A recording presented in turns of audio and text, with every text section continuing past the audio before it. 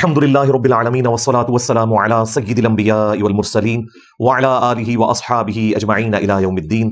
الحمدللہ آج 7 اپریل 2024 کو سنڈے کے دن بمطابق 27 رمضان المبارک 1445 ہجری میں ہمارا یہ پبلک سیشن نمبر 141 ہوگا۔ آپ کے یہ ریئل ٹائم کوسچنز پرچیوں کی شکل میں میرے پاس آ چکے ہیں، انشاءاللہ تعالی انہیں ہم بعد میں ڈسکس کریں گے۔ پہلے کرنٹ افیئر کے طور پر ایک کریٹیکل ایشو ڈسکس کرنا ہے جو سوشل میڈیا کے ذریعے ہائی لائٹ ہوا اور پھر ہمارے مین ٹی وی چینلز نے بھی اسے کنٹینیوسلی رپورٹنگ کے اندر رکھا ہوا ہے، اور وہ فیصل آباد ڈویژن کے اندر ایک سٹی ہے تاندلیا والا، وہاں ایک مولانا صاحب جو قاری تھے،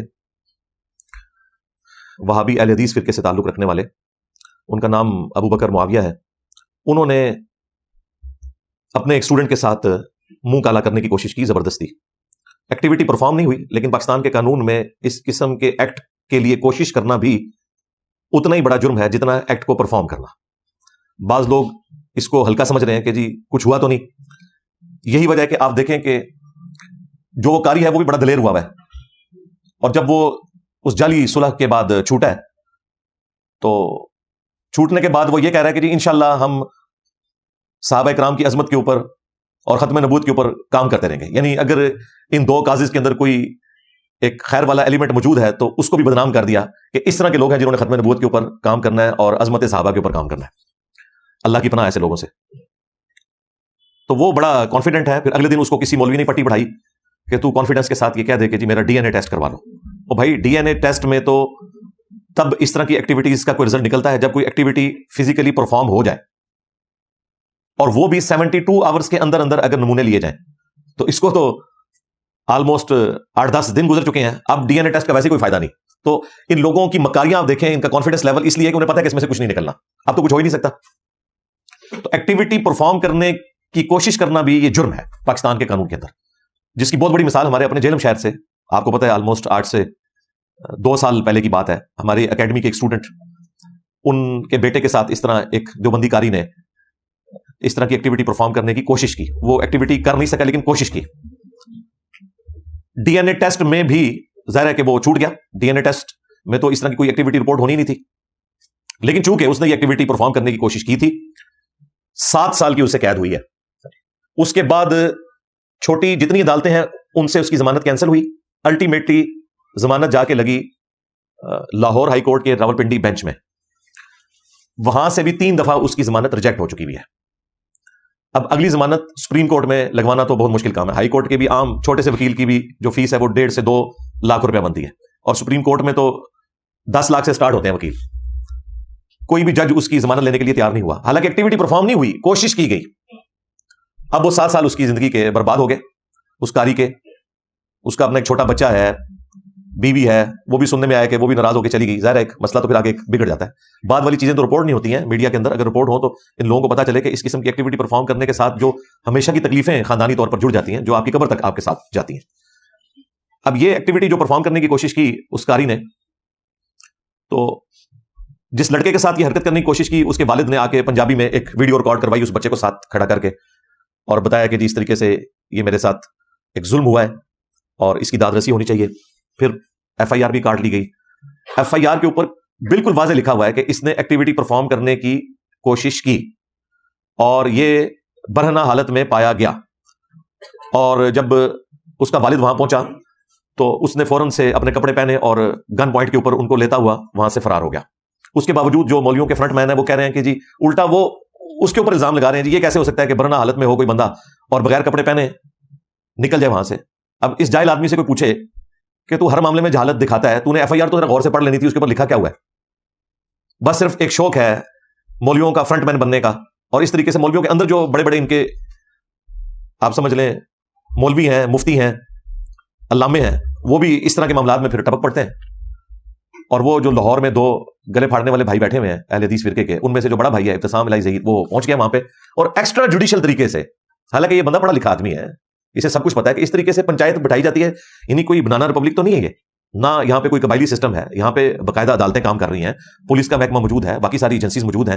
اس نے جا کے اندر خانے جو ہے وہ صلح صفائی کروائی، اور الٹیمیٹلی آ کے پھر میڈیا پہ بیان دیا کہ جی اگر قاری صاحب نے کچھ کیا ہوتا تو ہم مظلوم کے ساتھ کھڑے ہوتے, قاری کے ساتھ نہ کھڑے ہوتے, چونکہ ہوا کچھ نہیں ہے اور یہ تھوڑی سی ایک غلط فہمی تھی جس کی وجہ سے یہ سب کچھ ہوا. غلط فہمی, اندازہ کریں ان لوگوں کے بچوں کے ساتھ اس طرح ہو تو پھر ہم پوچھیں گے یہ غلط فہمی ہے یا واقعی ایسا ہوا ہے. کسی شخص کو خام خواہ شوق آتا ہے کہ اپنے بچوں کو اس طریقے سے بدنام کرے؟ کوئی بھی نہیں یہ اس طرح کی حرکت کرے گا. اسی لیے تو صدیوں سے ان مولویوں کی حرکتیں چھپی ہوئی تھیں, تو میڈیا کی وجہ سے سامنے آنا لوگوں نے شروع کیا ہے, جرات دکھانی شروع کی ہے. ابھی بھی بہت کم کیسز رپورٹ ہوتے ہیں, لیکن وہ جو رپورٹ ہو رہے ہیں وہ بھی ہزاروں کی تعداد میں. تو اس مولوی صاحب نے, ابتسام علی ظہیر صاحب نے پریس کانفرنس کے اندر ان کو بھی ساتھ کھڑا کیا ہوا ہے اور پھر ان سے بھی بیان دلوایا ہے. خیر اس نے جو بیان دیا وہ بیان دیتے ہوئے اس کے الفاظ کا چناؤ, اس شخص کی باڈی لینگویج بالکل واقعے کو عیاں کر رہی ہے کہ یہ سب کچھ انہوں نے ایک مسلک کی محبت کے اندر اس بندے سے کروایا. اس نے کہا جی میں جماعت کی خاطر, اللہ کی خاطر, رسول کی خاطر, مسلک کی خاطر جو ہے میں نے اس کو معاف کیا, اگرچہ مجھے یہ جو کچھ ہوا یہ بہت برا لگا لیکن میں نے اسے معاف کیا. میر معاویہ صاحب نے جو کیا وہ قابل برداشت نہیں تھا. اس کی ان باتوں نے, ان حرکتوں نے مجھے بہت ہرٹ کیا اور میرا دل ٹوٹا, جبکہ یہ واقعہ نہیں ہے کہ انہوں نے بدفعلی کی یا ایسا کچھ کیا. بس میں نے رضائے اللہ اور جماعت کی سربلندی کے لیے علماء کرام کی چاہت اور ان کی محبت اور ان کے خلوص کو سامنے رکھتے ہوئے انہیں اللہ کے لیے معاف کیا ہے. معافی ہوتی اس چیز کی ہے جو کوئی کام ہوا ہے, اس کے باوجود اگر کسی نے کوئی پردہ ڈالنا ہے تو وہ ڈالتا رہے. ظاہر وہ کام ایک ایکٹیویٹی اس ایکسٹریم لیول تک نہیں پہنچی, ظاہر اس کا والد وہاں پہ ٹائملی پہنچ گیا. وہ ایف آئی آر ہم انشاءاللہ ساتھ اٹیچ کر دیں گے, آپ خود پڑھ لیں. تو اس کی وجہ سے اس بچے کی بچت ہو گئی, اور وہ بچہ کوئی اس کا اسٹوڈنٹ آج کل نہیں ہے, کسی زمانے میں رہا ہوا ہے, اور اسے پتا چلا کہ جی قاری صاحب آئے تو چلے میں جا کے ان کو مل آتا ہوں. مجھے بتائیں اگر کوئی پرانا اسٹوڈنٹ کسی قاری کو ملنے جائے تو وہ پہلے دن اسے کہے گا کہ مجھے آ کے تم دباؤ. بندہ کرٹسی میں آ جاتا ہے کہ یہ پرانا اسٹوڈنٹ ہے, چلو کوئی نیا اسٹوڈنٹ ہو تو وہ الگ بات ہے. اور وہ بھی کسی مدرسے یا مسجد کے اندر وہ ایکٹیویٹی پرفارم نہیں کرنے کی کوشش کر رہا تھا, ایک گھر کے اندر, وہاں پہ کوئی خالہ تھی, وہ اس کی رشتہ دار تھی تو اس کے گھر میں. وہ ایف آئی آر کے اوپر سب کچھ لکھا ہوا ہے, اور آپ کو سوشل میڈیا کی برکت سے مجھ سے زیادہ انفارمیشن ہوگی. میں ایک بلو پرنٹ اس کا سامنے رکھ رہا ہوں تاکہ آپ کو اس کے بعد جو میں نے گفتگو کرنی ہے وہ سمجھ آ جائے.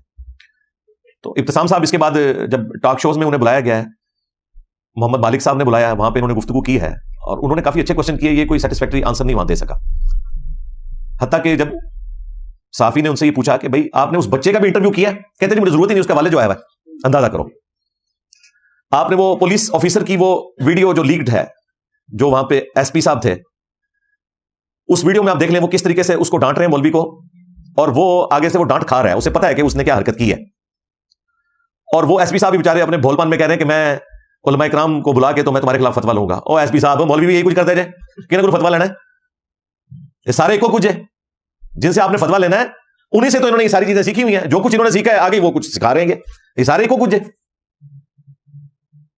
تو بیچارے اپنے بھول پان میں کہہ رہے ہیں. اب چونکہ ایک پنچایت بیٹھی, ایف آئی آر کٹوانے والا والد ہی بیک فٹ پہ چلا گیا, اس کے باوجود مولویوں کے جتنے فرنٹ مین ہیں, خواہ وہ مولوی ہو یا نان مولوی ہو پینٹ شرٹ والے, وہ اس مولوی کے دفاع میں بول رہے ہیں اور الٹا الزام اس کو دے رہے ہیں, اس بچے کے والد کو. تو اگر بچے کے والد نے غلط الزام لگایا تو اس کے اوپر ایف آئی آر کٹواؤ یار. ایسے لوگوں کو سزا ہونی چاہیے جو علماء کرام یا علماء کرائم مجرم علماء کی عزت کو خراب کر رہے ہیں, ان کو سزا ملنی چاہیے. تم کیوں پیچھے ہٹ گئے ہو؟ ہونا تو یہی چاہیے نا کہ وہ عالم صاحب کی عزت خراب کی ہے تو اس کے اوپر ایف آئی آر ہو. وہ انہیں پتا ہے کہ اگر ہم اس طرف چل پڑے تو وہ پھر سیدھا ہو جائے گا ہمارے ساتھ. اور یہ سارے ساتھ اس لیے جا کے کھڑے ہوتے ہیں کہ ان لوگوں میں سے اکثر لوگ ایسے ہیں ان کی اپنی سٹوریاں جو ہیں وہ دوسرے کاریوں کے پاس موجود ہوتی ہیں, تو یہ اپنے پیٹی بھائیوں کی حفاظت کے لیے آ جاتے ہیں, یا ٹوپی بھائیوں کی, یا پگڑی بھائیوں کی, یا تسبیح بھائیوں کی, یا چھوٹی شلوار بھائیوں کی حفاظت کے لیے سامنے آ جاتے ہیں, صلح صفائی کروانے کے لیے.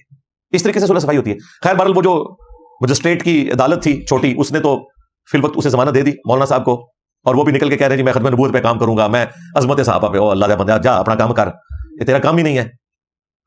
اچھا, اب چونکہ یہ ساری ایکٹیویٹی سیٹل کروانے کی کوشش کی گئی اور میڈیا میں اس کی ہائپ کریٹ ہو چکی بھی تھی.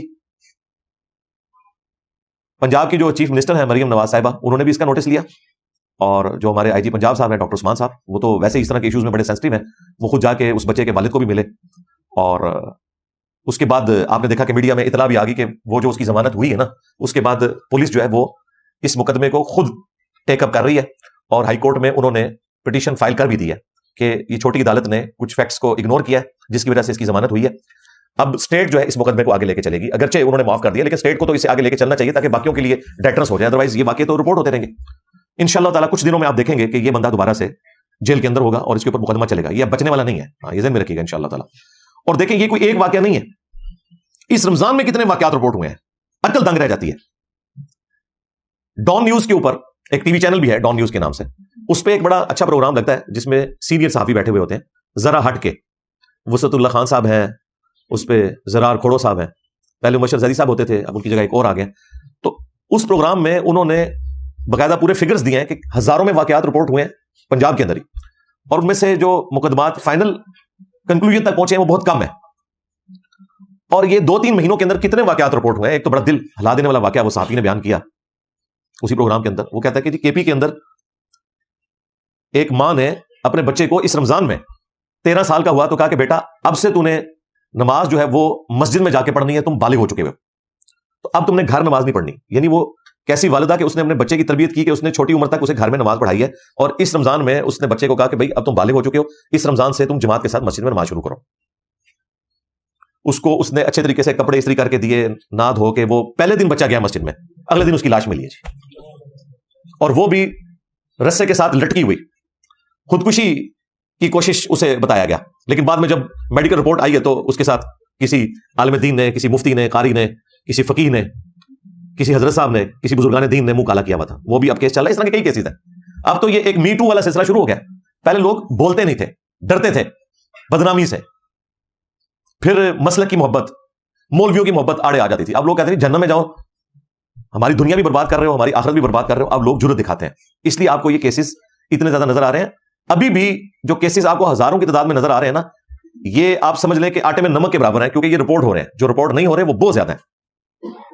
میں نے 2016 کے اندر ایک بڑی سخت سٹیٹمنٹ دی تھی جب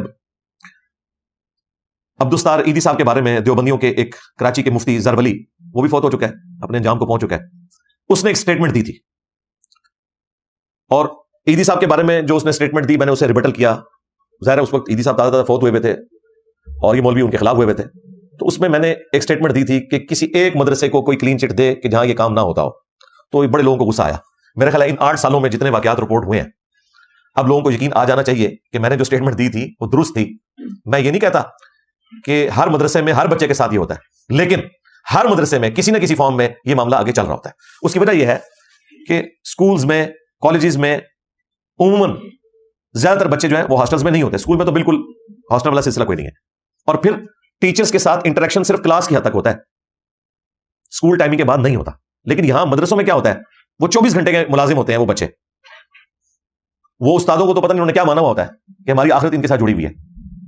اس کی وجہ سے استاد بھی اپنی آخرت برباد کرتے ہیں, اور ان بچوں کی دنیا بھی برباد کرتے ہیں, اور غلط تعلیمات دے کے آخرت بھی برباد کرنے کی کوشش کرتے ہیں.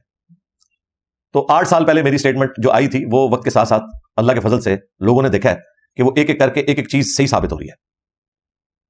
اس کے بعد کچھ سال پہلے ہی آپ کو پتا ہے مفتی عبدالعزیز صاحب کا ایک سکینڈل آیا تھا, وہ بھی میڈیا میں ہائی لائٹ ہوا تھا, دیوبند کے ایک مفتی. اور علماء اس وقت بھی, ایک پنڈی کا دیوبندی مفتی ہے بڑا خپتی قسم کا, تورو, وہ اس مفتی کے دفاع میں آ گیا اور اس نے کہا ہمیں تو مفتی صاحب کے ساتھ کھڑا ہونا چاہیے. یہ اس بچے نے ان سے زبردستی یہ کام کروایا, حالانکہ وہ ویڈیو جو ہے وہ آپ دیکھ لیں جو کچھ ہو رہا ہے. اور اس شخص نے اپنے بزرگان دین کو بچانے کی خاطر کہا کہ صحابہ کرام سے بھی تو اس طرح کے گناہ ہوئے ہیں. حضور اکرم صلی اللہ علیہ وسلم کے زمانے میں, پاک زمانے میں, کیا ایسے واقعات پاک محفوظ عن الخطا لوگوں سے نہیں ہوئے؟ ایک مشہور عالم دین ہے اور اس کی ساری چیزیں, حالات, واقعات صبح شام مفتی صاحب کے ہمارے اوپر واضح ہیں, اور ان کو نشے میں, چائے میں نشہ دیا گیا. ویڈیو کے اندر صاف موجود ہے کہ وہ اس کی حرکتیں بے قصد ہیں. ہم کو ان کے ساتھ دینا چاہیے. دیکھو, یعنی کسی کوئی صحیح حدیث تو چھوڑ دیں, کسی ضعیف روایت میں بتائیں کہ صحابہ کرام نے یہ والا کام کیا ہو جو مدرسے میں مولوی جو ہیں وہ بچوں کے ساتھ کرتے ہیں. لیکن آپ کو پتا ہے وہ پنجابی میں ایک محاورہ ہے کہ جدو باندری دے پیر سڑ دے نا تو وہ اپنے بچے پیر تھلے دین دیا. یعنی بندریا کے جب پاؤں جلنے لگے نا تو وہ اپنی جان بچانے کی خاطر اپنے بچوں کو پاؤں کے نیچے لے لیتی ہے. یہ مولوی بھی یہی کرتے ہیں, جب ان کے اپنے گھر تک آگ پہنچتی ہے پھر نہ انہیں عظمت صحابہ کا کوئی لینا دینا ہوتا ہے, نہ اور کسی ہستی کا جو سب کے لیے قابل احترام ہو. پھر یہ کہتے ہیں نہیں سب سے پہلے تو ہم اپنے بزرگوں کو بچائیں گے. یہ لوگوں کی حالت ہے. اور پھر اسی وقت پھر وہ آپ کو پتا ہے کراچی کے ایک مفتی صاحب وہ بھی سامنے آ گئے کہ جی سیکولرز کو موقع مل گیا ہے یہ کرنے کا. بھائی موقع آپ لوگ پرووائڈ کرتے ہیں نا, نہ کریں نا. ہم کہتے ہیں اس قسم کی ایکٹیویٹی خواہ وہ مدارس میں ہو یا کسی ریاستی ادارے کے ہاسٹل میں ہو یا کسی یونیورسٹی کے ہاسٹل میں ہو, اسے کنڈیم کرنا چاہیے.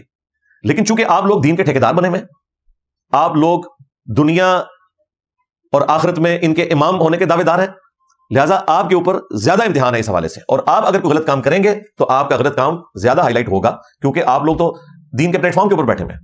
باقی لوگوں کو تو کوئی بینیفٹ آف ڈاؤٹ دنیا دار لوگ دینے کے لیے تیار ہو جائیں گے, لیکن آپ لوگوں کو نہیں ہوں گے. اور یہ صدیوں سے سلسلہ ان مدارس کا چل رہا ہے.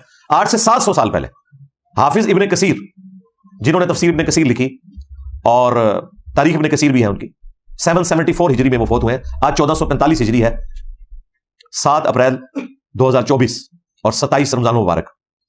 میں 700 سال پہلے کی بات کر رہا ہوں.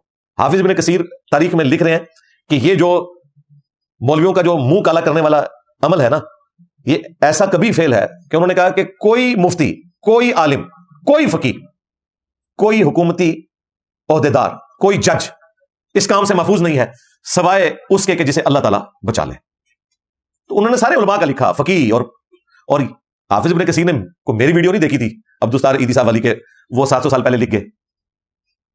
پھر اینڈ پہ انہوں نے جا کے لکھا کہ اپنے بچوں کو ان علماء کرام کی پہنچ سے دور رکھیں، خصوصاً سفر کے اندر. یہ رائے وینڈ میں اتنے واقعات رپورٹ ہوتے تھے. حاجی عبدالوہاب صاحب رحمہ اللہ تعالیٰ، انہوں نے پھر پابندی لگا دی کہ کوئی بھی چھوٹا بچہ اپنے والد یا بڑے بھائی کے بغیر کسی تبلیغی جماعت میں سفر نہیں کرے گا.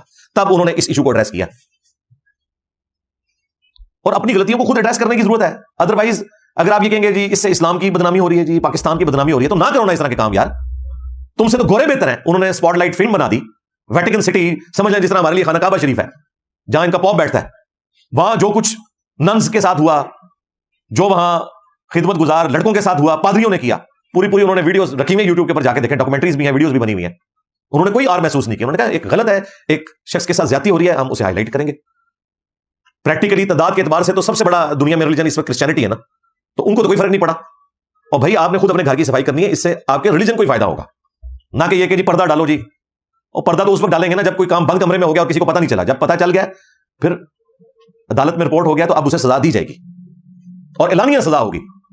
سورہ النور کے اندر آیا ہے کہ اعلانیہ سزا دی جائے تاکہ باقیوں کے لیے ڈیٹرنس ہو جائے. آپ کے پڑوسی ملک افغانستان میں یہ کام بہت زیادہ ہے. اب جب سے یہ طالبان کی حکومت آئی ہے، ہمیں ان سے لاکھ اختلاف، جو انہوں نے عورتوں کی تعلیم کے اوپر پابندی لگائی، اہل حدیث کے لیے انہوں نے زندگی تنگ کی ہوئی ہے وہاں پہ، اہل تشیع کے لیے. اس کے باوجود اس حوالے سے جو ان کی کورٹس ہیں بڑا اچھا پرفارم کر رہی ہیں، سزائیں دے رہے ہیں وہ. اس کے باوجود ان کے اپنے حکومت میں کتنے لوگ ہیں جو ان کاموں میں انوالو ہیں، ان کی ویڈیوز بھی رکھی ہوئی ہیں. لیکن بہرحال سزائیں ہو رہی ہیں، وقت کے ساتھ ایشو ایڈریس ہو جائے گا انشاءاللہ تعالی. سزا ہوگی تو پھر باقی لوگوں کے لیے عبرت والا معاملہ ہوگا. تو یہ حافظ ابن کثیر نے جو کچھ لکھا، یہ میرے کہنے پہ نہیں لکھا.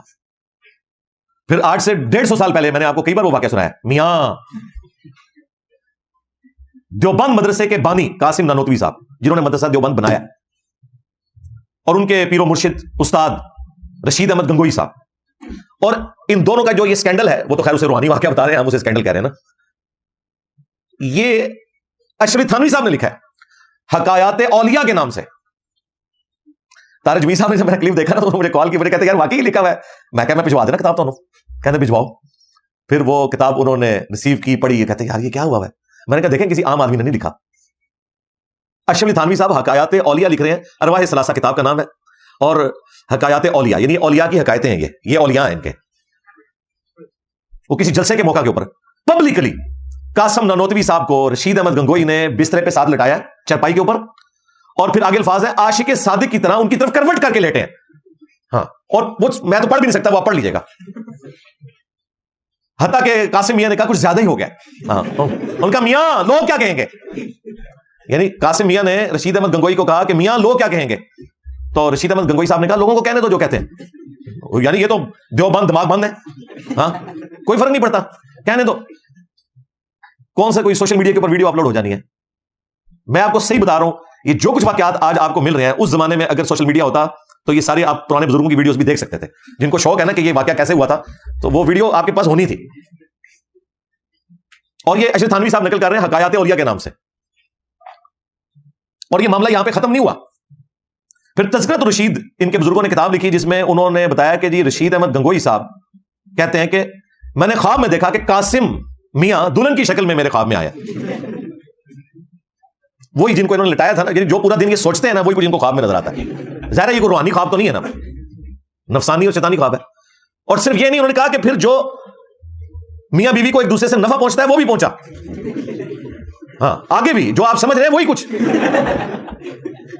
27واں روزہ یار، مجھے یہ باتیں کرنی پڑ رہی ہیں رمضان شریف کے اندر.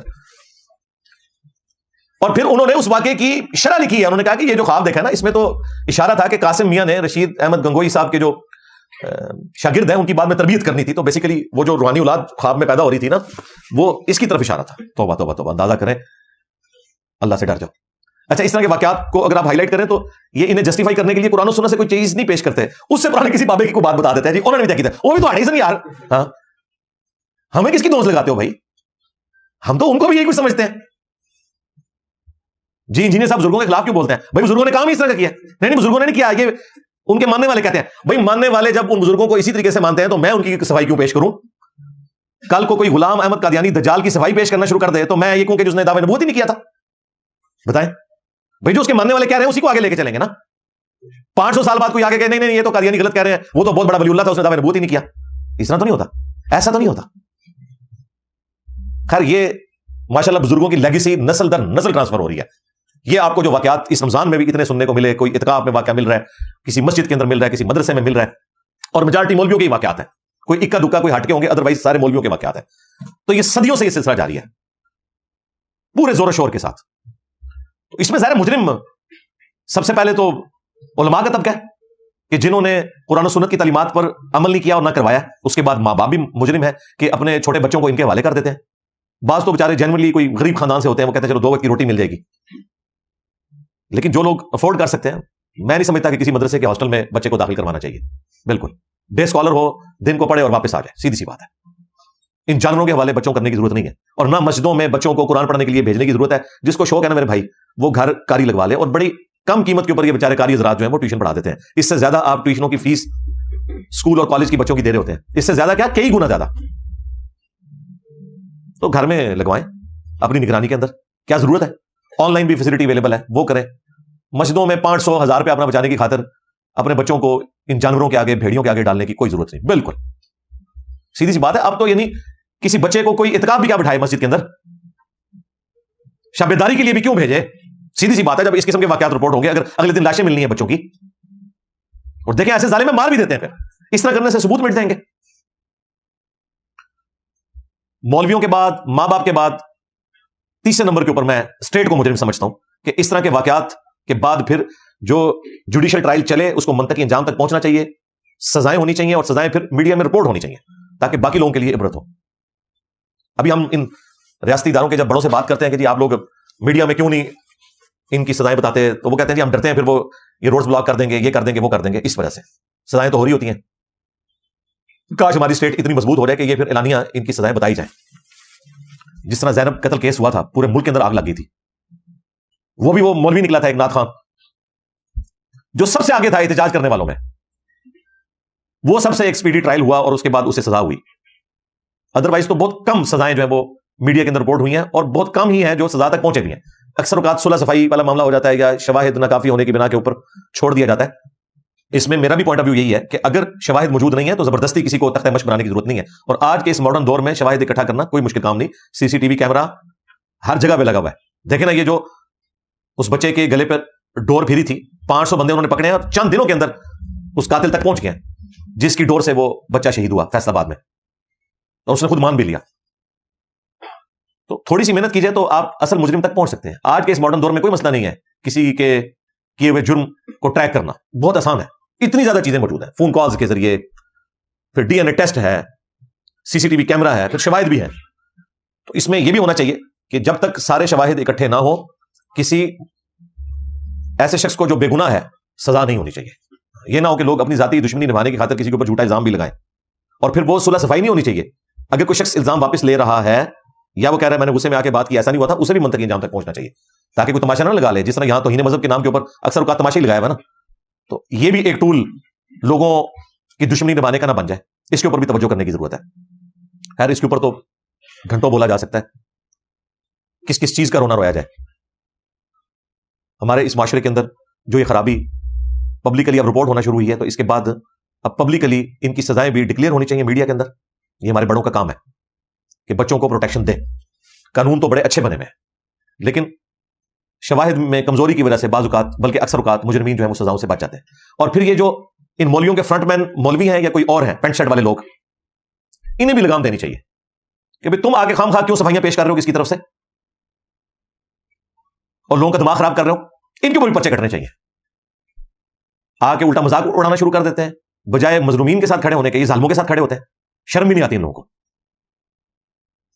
قرآن حکیم میں اللہ تبارک و تعالیٰ نے قوم لوط کی تباہ کاریوں کا ذکر کم از کم 8 جگہ کے اوپر کیا ہے, اور ان میں سے بھی جو 4 مقامات ہیں وہ بہت زیادہ تفصیل کے ساتھ ہیں.